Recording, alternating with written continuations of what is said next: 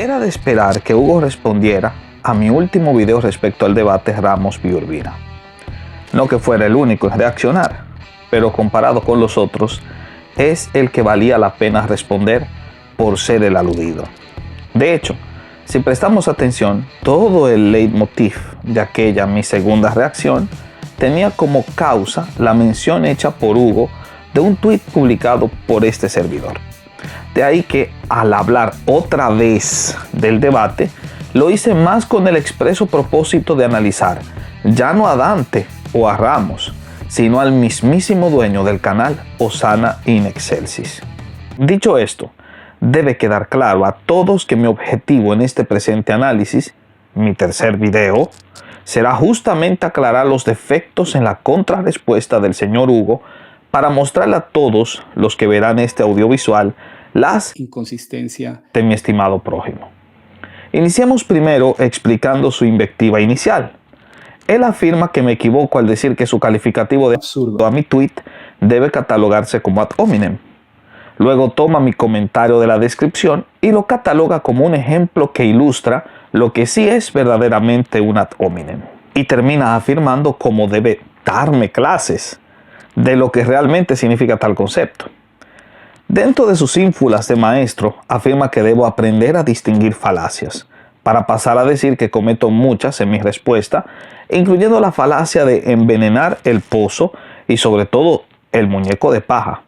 Esta última, por cierto, es la que entiende incurro de forma recurrente. De ahí su diagnóstico: la bomba no es tal bomba. Y al final le explotó en sus manos. Perfecto. Ahora, lo que Hugo no sabe es que su explicación de lo que implica un argumento ad hominem es muy simplista. Cuando nosotros hablamos de argumentos ad hominem, eso es una falacia que se refiere a atacar a la persona. En este punto parece que tanto él como quienes le siguen necesitan de una clase más profunda sobre lo que implica el ad hominem. Lo primero es que este último involucra estipular la veracidad o falsedad de un argumento a la condición de la persona.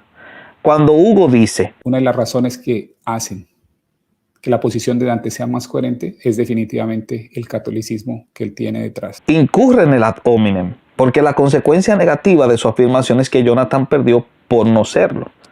¿Entienden? Pero vamos más lejos. Los argumentos ad hominem, anteriormente conocidos como ex consequis, tienen niveles mucho más complejos que la simple definición de Hugo. Es posible que esto él no lo sepa, pero un argumento ad hominem no siempre es una falacia. De hecho, en mi video nunca presupongo que lo sean.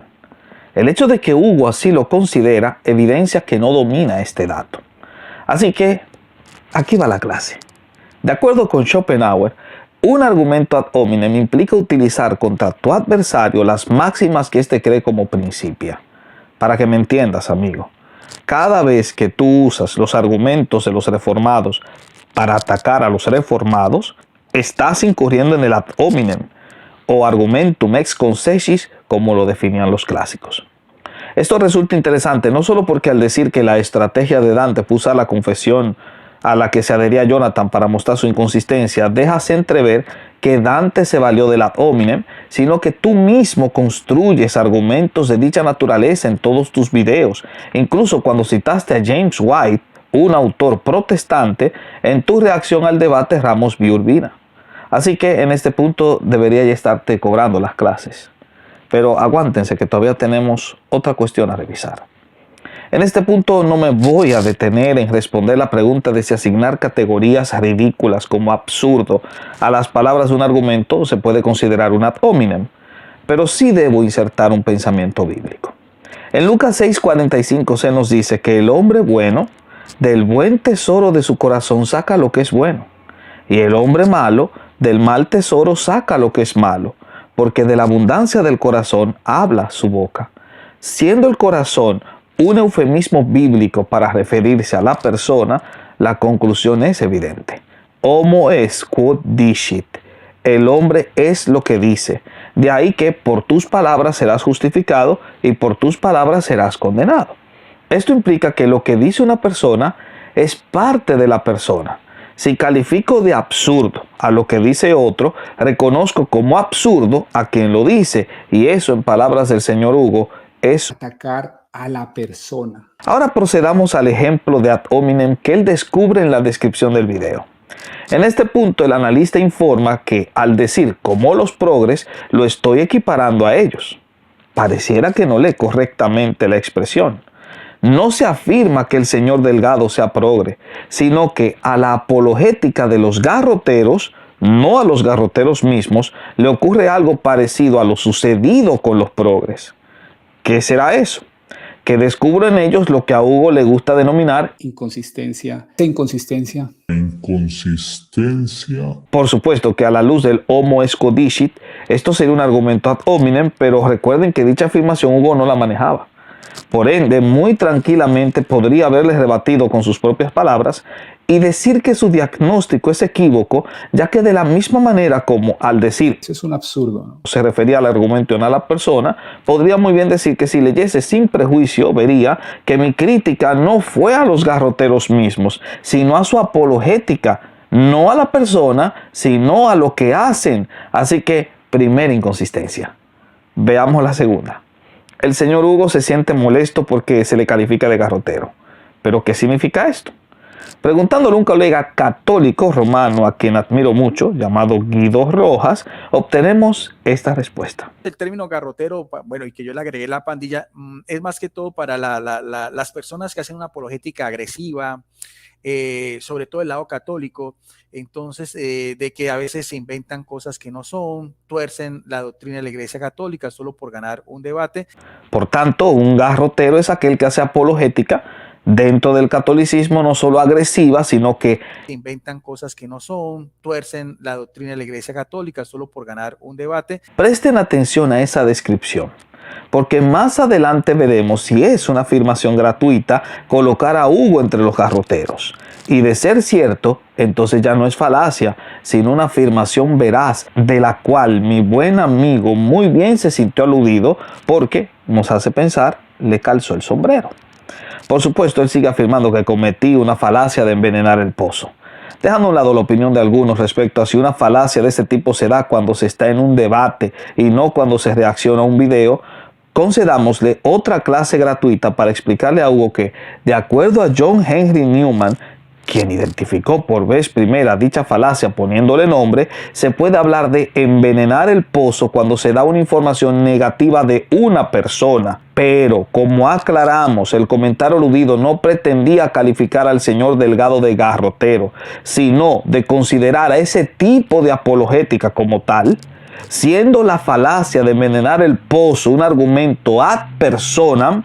Solo tiene sentido cuando se aplica a la persona y no al concepto, en este caso, apologética de los garroteros. Y como el énfasis se halla en el concepto y no en la persona, el señor Hugo ha creado un monigote, un muñeco de paja para justamente contraponer a sus oyentes.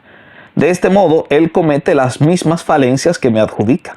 En este sentido, tengo un punto que quiero mostrarles. Pregunto, ¿utiliza mi amigo una falacia ad hacia mi persona tal como él entiende y define? Por supuesto. Escuchemos esto. Tiene un problema básico de Néstor, un problema de lógica esencial, cosa que me preocupa, porque si no es capaz de hacer esas distinciones en la teología, es absolutamente importante ser capaces de hacer distinciones. Es decir, que yo carezco de... Dilo, Hugo. Rigurosidad intelectual. Gracias por envenenar el pozo. Esto, a diferencia de su caso, sí es una falacia de ese tipo, porque en la descripción no le llamé garrotero. Él lo asumió, pero aquí él sí lo dice de forma directa. Yo no he cuestionado su inteligencia en el video, pero él sí lo hace con el fin de indisponerles a ustedes, amigos. Pero lo más interesante, y como él mismo dice, su golpe bajo, es cuando habla de la bomba como si fuese un argumento mío. Digo esto porque repite muchas veces esto. La bomba, ¿no? La bomba. Colocando la bomba en mis manos. Ahora bien, esto de la bomba es interesante porque dicha idea no forma parte de mi discurso. Ni siquiera es el título de mi video, sino la calificación que el doctor Enuel hizo motu propio en su canal cuando compartió el audiovisual. Yo no pretendo hacer una bomba. De hecho, esas nunca fueron mis palabras. Si harás una crítica a mi respuesta, debes enfocarte en lo que digo y no en lo que otros califican sobre lo que digo. Eso es, ¿cómo lo dijiste? Básica. Elemental, mi querido Hugo. De modo que la constante referencia a la supuesta bomba es en sí misma un gran muñeco de paja. Y esto porque dicha crítica no tiene nada que ver con mi afirmación. Y aquí encontramos la segunda inconsistencia. Considero que para este punto podemos muy bien regresarle la imagen a Hugo. Te devuelvo tu espantapájaros.